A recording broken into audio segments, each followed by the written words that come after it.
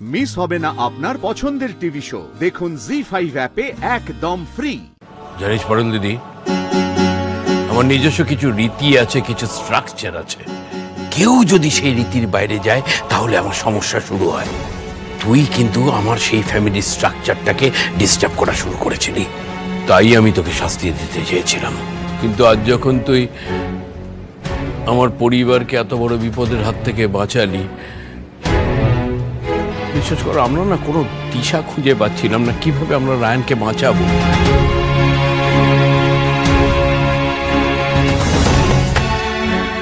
আমার মান সম্মান, পশু পরিবার সব ডুবতে বসেছিল। সেখান থেকে তুই রায়ানকে ফিরিয়ে আনলি।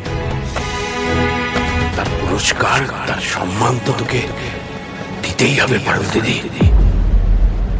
বাড়ি ফিরে চলে চল।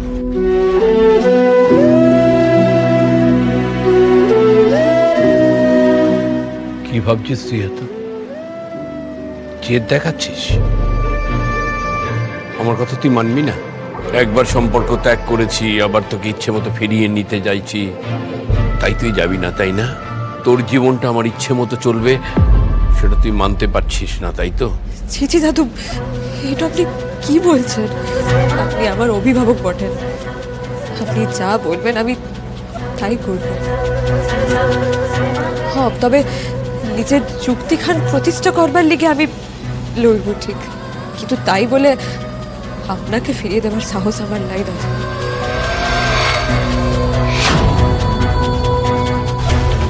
আমি তো আপনার আশ্রয়ে থাকতে চেয়েছিলাম, আপনার আশিস পেলে আমার এই জীবনটা ধন্য হবে।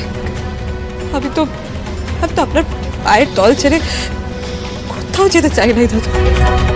আপনি তো আমায় শর্ত দিয়ে দূরে পাঠাই দিয়েছিলেন দাদু, তাহলে আপনি যখন আবার আমায় ফিরা নিতে চাইছেন আমি কেন আপত্তি করবো বলুন দেখিনি দাদু?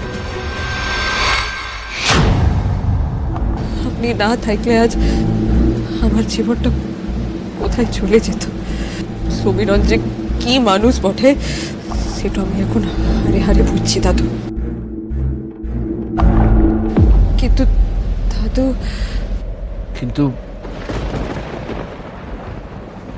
কিন্তু আবার কি? না মানে বাড়ি ফিরে যাবার আগে আমি একবার দিল্লিকে ডিন স্যারের সঙ্গে দেখা করতে চাই।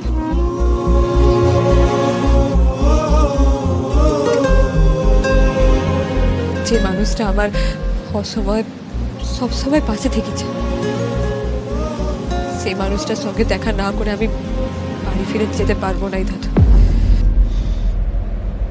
তাকে না জানিয়ে আমি তোকে ফিরে যেতে বলবো না।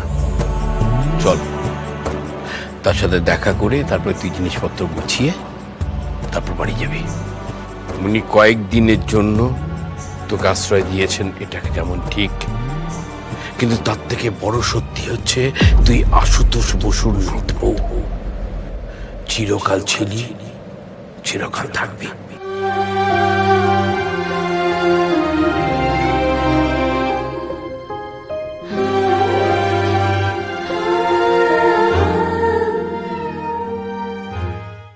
জি5 ডাউনলোড করুন আর সব এপিসোড দেখুন একদম ফ্রি।